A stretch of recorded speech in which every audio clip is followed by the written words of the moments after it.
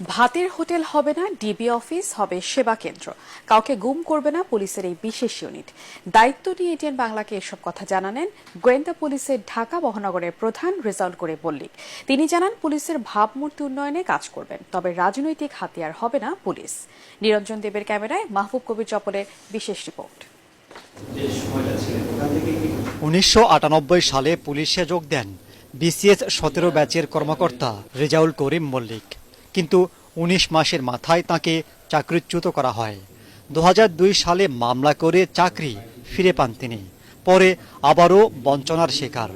তার ব্যাচের কর্মকর্তারা অতিরিক্ত আইজিপি হলেও তিনি থেকে যান এসপি পদেই। 5 আগস্ট পট পরিবর্তনের পর ডিআইজি পদমর্যাদায় তাকে ঢাকা মহানগর গোয়েন্দা পুলিশ ডিবির প্রধান হিসেবে দায়িত্ব দেওয়া হয়। 17-18 বছর নিষ্পেষিত, নির্যাতিত, নিপীড়িত, অবহেলিত